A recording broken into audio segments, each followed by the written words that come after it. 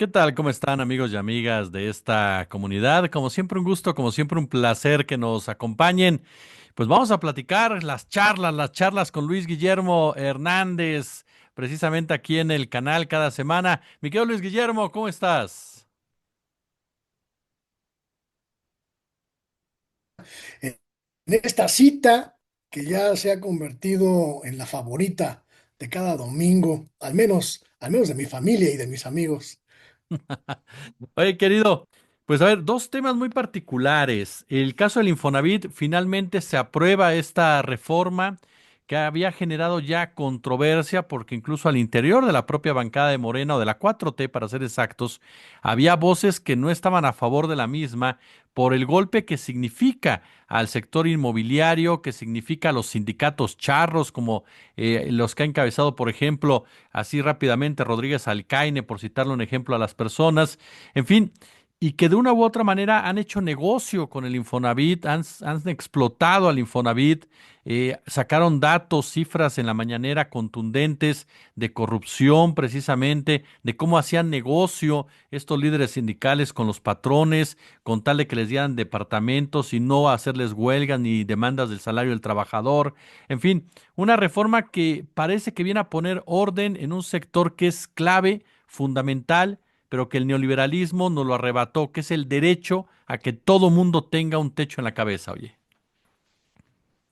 Creo que, creo que nadie se esperaba, al menos yo no lo tenía en el radar, y lo digo con absoluta honestidad, que una reforma de este calado, de esta dimensión, fuera a salir, uno, tan rápido, y dos, tan fácil, porque prácticamente las resistencias han sido mínimas y en algunos casos prácticamente testimoniales. A pesar de que esto significa, como bien comentas, pues el fin de una era en la que el contubernio entre un sector muy específico de empresarios, los empresarios inmobiliarios, un sector muy específico el ámbito público, la gente que controló durante mucho tiempo al Infonavit y los sindicatos que también tenían participación en este control, pues pusieron prácticamente en un nivel inalcanzable la posibilidad de una vivienda digna para la gran mayoría de las trabajadoras y los trabajadores del país.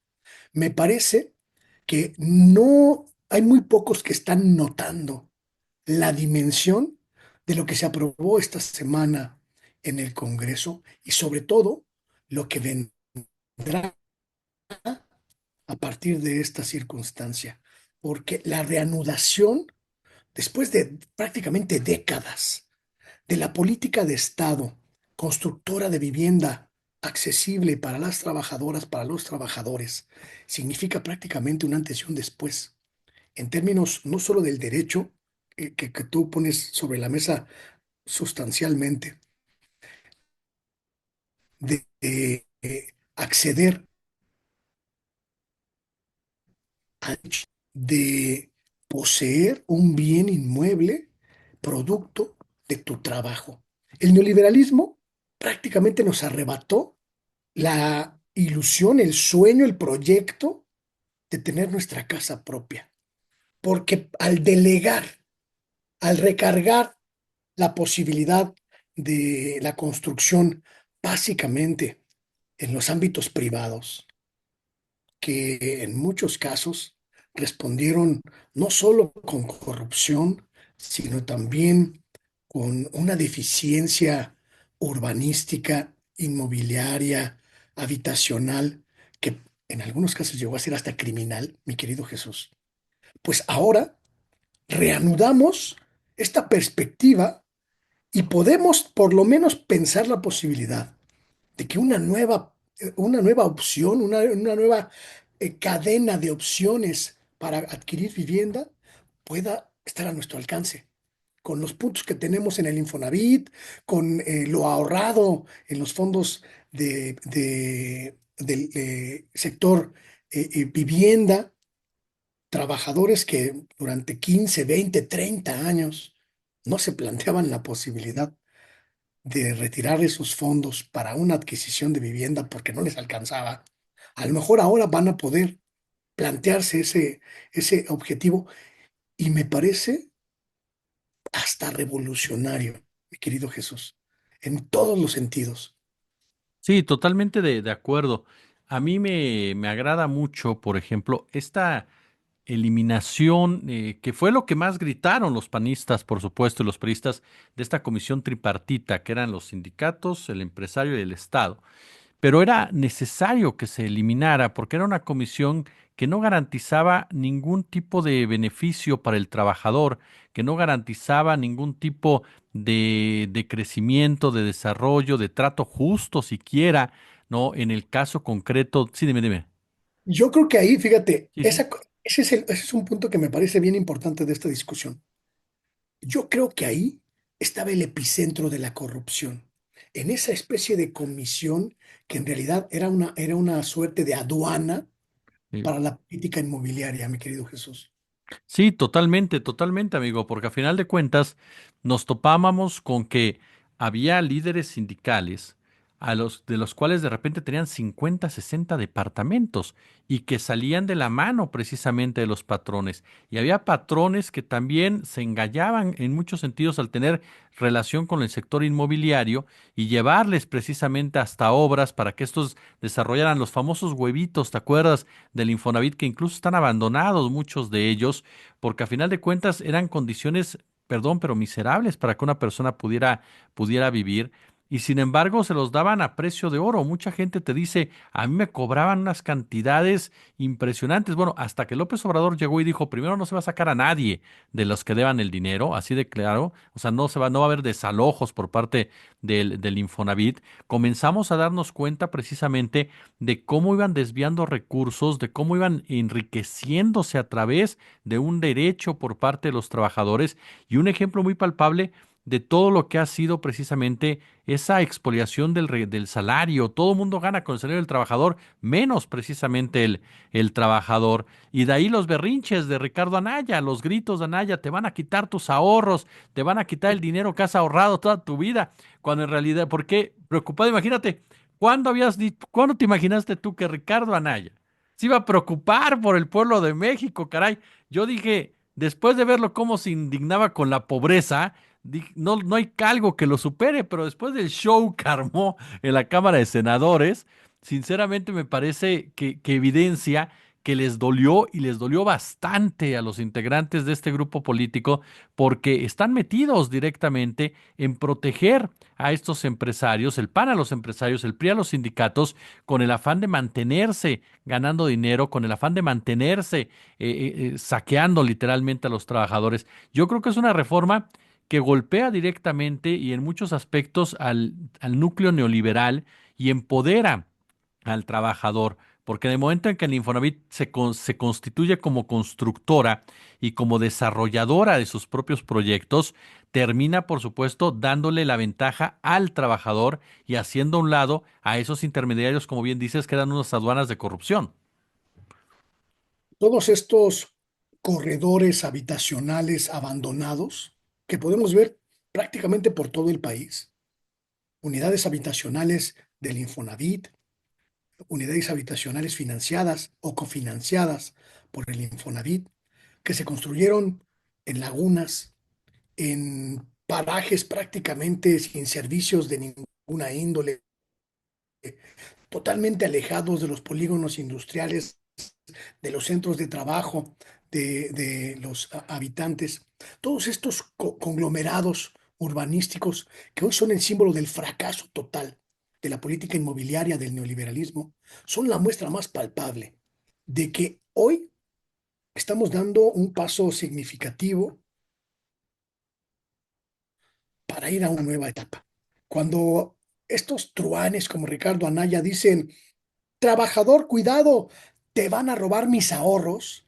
Estamos ante la evidencia, mi querido Jesús, de que los agarraron con los dedos en la puerta sin saber lo que estaba pasando. Los agarraron por sorpresa y me parece que ahí va a radicar el éxito de esta política, porque no les dio tiempo de organizarse, de resistirse, de bloquear esta, esta iniciativa, este conglomerado de transformaciones legales. Y se van a topar con la realidad cuando ya la tengan encima. Que eso es algo que me parece muy importante, muy interesante. Y además, en términos legislativos y en términos políticos, una evidencia, y perdón que lo diga de esta manera, pero lo vi ayer y hoy, antier y esta semana, una evidencia de la nueva forma de hacer política de la cuarta transformación sin concesiones a los grupos de interés que se afectan en cuanto se desmantelan las estructuras que les dieron soporte y validez. Prácticamente, mi querido Jesús, prácticamente se están haciendo estas reformas, aunque no quieran los grupos de las élites afectados. Se están haciendo a pesar de sus protestas, de sus quejas, de sus lamentos, porque es lo que se necesita hacer.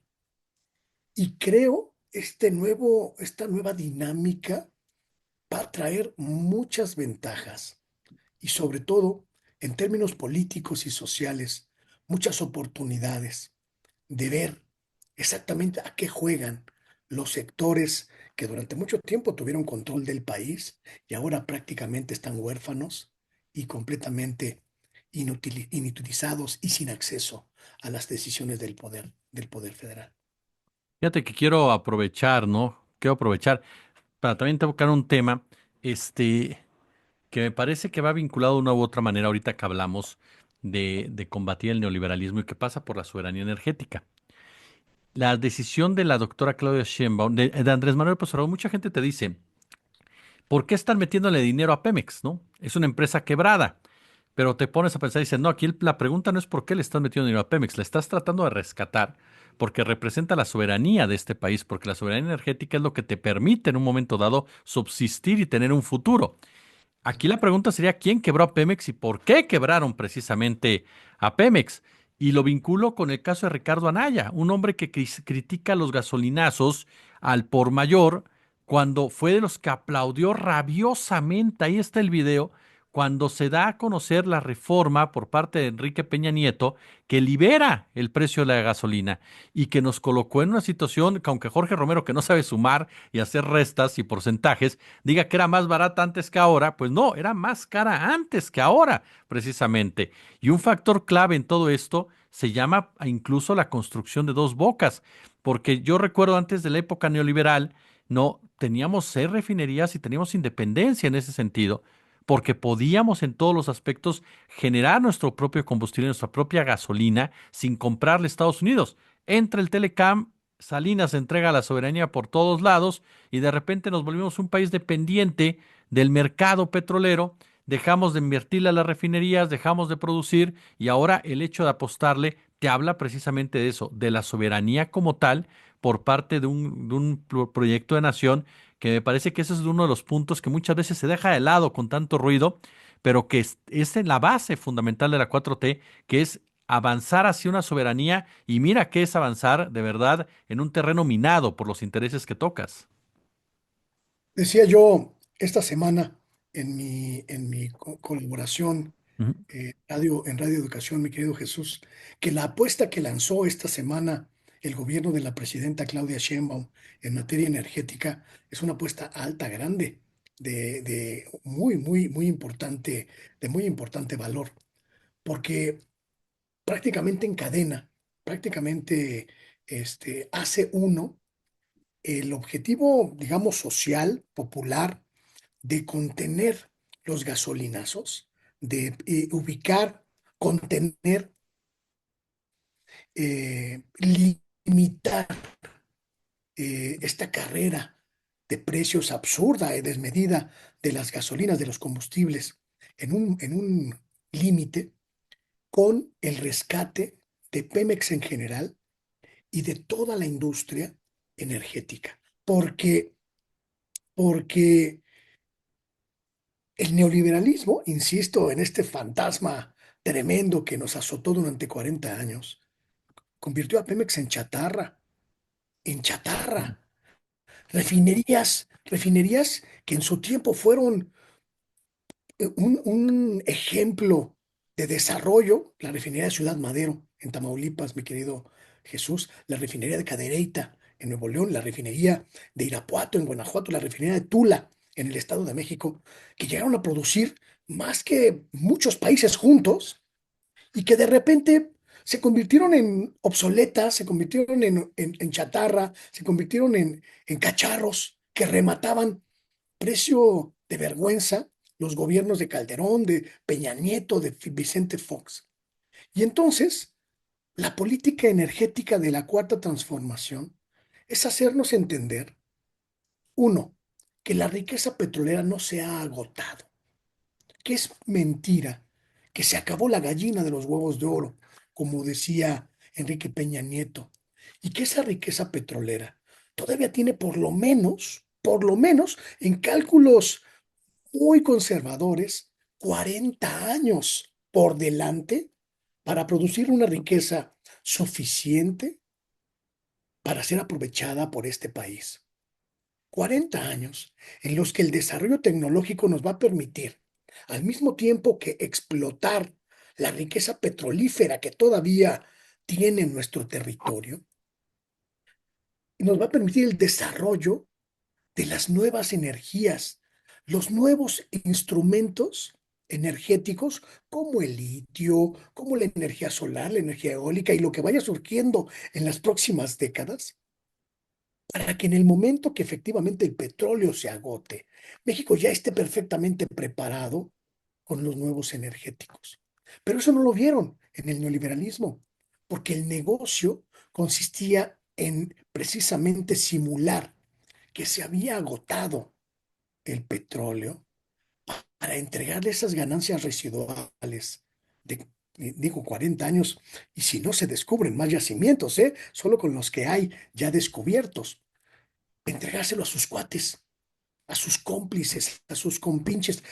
Y me parece que la estrategia que está planteando y presentando la presidenta de la República en esta semana es absolutamente inteligente. Vamos a rescatar Pemex, pero para que la gente lo note, vamos a amarrar ese rescate con la contención de los precios de la gasolina. Y entonces la gente va a poder tener en el símbolo el precio de la gasolina, la concreción del hecho de la política pública que es el rescate de Pemex y del sector energético. Una jugada, insisto, muy inteligente que por supuesto tiene dos opciones, que sea un éxito o que sea un fracaso. Claro. Pero como vemos la circunstancia, mi querido Jesús, yo no veo por dónde. Con Deer Park, con las refinerías, con Dos Bocas, empezando a procesar, a refinar ya las, los combustibles, pues podamos enfrentar un escenario negativo. Sí, no, y aparte va de la mano, querido, con lo que es lo que está haciendo el mundo. Eso me llama mucho la atención. Porque obviamente las potencias son profundamente proteccionistas en esos temas. Quieren que los demás no lo sean, quieren que los demás les entreguen sus recursos naturales. Aquí lo lamentable es escuchar a esos políticos del PAN y del PRI temer o advertir cosas que no tienen nada que ver con la realidad y que incluso si ellos estuvieran en Francia o estuvieran en Alemania o estuvieran en los propios Estados Unidos, no se atreverían a decirlas. ¿Por qué? Porque esos países son profundamente proteccionistas de sus recursos naturales, particularmente lo que es el sector energético. Un sector energético que en México, como bien dices, lo fueron quebrando, lo fueron abandonando, lo fueron dejando totalmente a su suerte para que de un momento a otro no pudiera ser un factor de desarrollo en México y que México se convirtiera, pues sí, en carne completamente de cañón, en un territorio totalmente desechable y en un proceso que para mí, te soy honesto, te habla incluso de traición a la patria por parte de Felipe Calderón, por parte de Peña, por parte de Fox, porque entregaron los recursos naturales, entregaron el futuro de nuestro país a la iniciativa privada con total seguridad de lo que estaban haciendo. No es que no lo supieran, estaban convencidos que eso iba a ser, y no para mejorar las condiciones de México, no para lograr un desarrollo como tal, sino para embolsarse el dinero y para precisamente posicionarse incluso en compañías transnacionales con la famosa puerta giratoria. Entonces, me parece que esa es una de las decisiones que más cuestionamientos está recibiendo de parte de del imperialismo, incluso los propios Estados Unidos, porque obviamente no les gusta que México asuma ese tipo de responsabilidades y comienzan a presionar de diferentes maneras para que México no refine, para que México no invierta, para que México no saque la cabeza en un escenario en donde en definitiva se vuelve determinante. A mí me parece que eso es un punto en donde no puede haber marcha atrás y no puede haber un paso atrás. Por supuesto que habrá momentos difíciles, por supuesto que habrá momentos complicados, pero tienes la estructura necesaria y vas por el camino correcto porque para allá es así de sencillo. Es una lógica en muchos sentidos. Yo recuerdo una vez que quien fuera gobernador de California, Gray Davis, dijo que uno de los grandes errores que habían hecho en Estados Unidos era privatizar la distribución de la energía, porque cuando pasaba algo a las empresas no le importaba a la gente si se moría de frío o no, le importaba generar ganancias. Pues lo mismo pasa con el combustible y lo mismo pasa con la energía eléctrica en México. Son instancias en las cuales el Estado tiene que regular, el Estado tiene que controlar. Y mira, me parece hasta absurdo cuando la reforma de la doctora Sheinbaum y el presidente López Obrador, de la presidenta y el presidente, permite un porcentaje de 46% de iniciativa privada. Ni siquiera es un porcentaje como los que hay en Alemania o Francia, donde la iniciativa todavía es mucho más pequeña, proveniente de Exacto. los empresarios. Yo creo que si hay un sector donde vamos a notar mejor la continuidad y los efectos de esta continuidad, va a ser en el sector energético. Porque Sí, López Obrador, el presidente López Obrador, en términos metafóricos, sembró las bases sí, de la transformación energética. Rescató, rescató las refinerías abandonadas, sí, las reconfiguró, las modernizó, les quitó los trebejos, las desoxidó y las volvió a poner en marcha. Se puso de acuerdo con el sindicato de Pemex, aunque no nos guste, para que el sindicato de Pemex llevara la batuta en la reconfiguración tecnológica de todas las refinerías que estaban abandonadas. Y 6 años después, ya todas, absolutamente todas las refinerías del país están listas para reconstruir la producción a gran escala que habían dejado. Puso las bases legales que junto con la presidenta Claudia Sheinbaum se logró concretar ya en términos constitucionales y en las leyes secundarias, y además creó en paralelo la empresa que va a hacerse cargo de la exploración de la industria del litio, conectándola también con Pemex, porque así recordemos, es.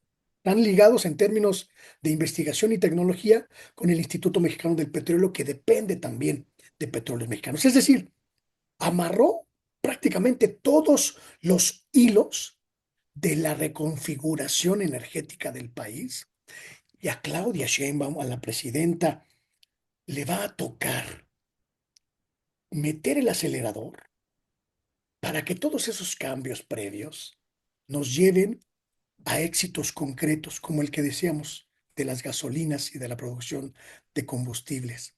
Y además, la profundización de todo lo que tiene que ver en términos de investigación con las energías limpias o energías verdes o energías no renovables, como cada quien le quiera llamar, ¿no? Es decir, aquí es donde vamos a notar estos 12 años de transformación y de plan energético con mucha claridad, mi querido Jesús. Totalmente, querido. Oye, no puedo irme sin preguntarte, ¿qué opinas de este último choque que hubo entre la Suprema Corte y el Tribunal Electoral, en donde el tribunal dice, Pues nosotros somos independientes y no se metan en el aspecto electoral. La Suprema Corte señala que son solamente opiniones del tribunal cuando se mete en el tema de los amparos. ¿Qué valoración le das a este choque entre Norma Piña y Mónica Soto, oye? Creo que lo voy a decir en términos muy cinematográficos. Norma Piña está muriendo sin honor Sí. y su último aliento, mi querido Jesús, es cada vez más fétido que el anterior. O sea, construir todo un andamiaje de bloqueos legaloides para impedir lo inevitable solo nos confirma, uno, que no nos equivocamos, quienes la hemos considerado la peor presidencia de la Suprema Corte de Justicia de la Nación en toda su historia. Dos, que no nos equivocamos, quienes consideramos que su papel era principalmente fungir como un dique, como un bloque, como un impedimento superior a cualquier intento de renovación, de transformación del Poder Judicial. Y esta muerte sin honra, esta muerte política sin honra, sin decencia, sin dignidad, solo va a exacerbar aún más los ánimos de miles, millones de personas que ya están preparadas para salir a votar en junio para mandar al diablo a esta estructura enquistada en el Poder Judicial. Este enfrentamiento que ocurrió esta semana, jueves, viernes, con la confrontación de interpretaciones jurídicas de la ley y de la Constitución en materia electoral y en materia de amparo, nos refleja cuán necesario es acabar de una vez por todas con el régimen de contubernio y de interpretación mañosa de la ley que durante décadas ha padecido nuestro Poder Judicial. Y me parece también que la posición de la presidenta de la República al respecto de no permitir que nada impida la decisión popular de concurrir a las urnas el próximo mes de junio para elegir a jueces, juezas, magistrados, magistradas, ministros y ministras. Es la contundencia más clara del cambio de régimen, del cambio de régimen que ocurrió en este país, mi querido Jesús, por voluntad del pueblo de México. Ahí lo tiene usted, amigos y amigas de esta comunidad, las charlas con mi querido Luis Guillermo Hernández. Luis, como siempre, de verdad, un placer platicar contigo, oye. Hermano, cada domingo me pone contento el hecho de intercambiar contigo ideas y de expresárselas a la gente. Te agradezco infinitamente este espacio y por supuesto nos vemos aquí la próxima semana.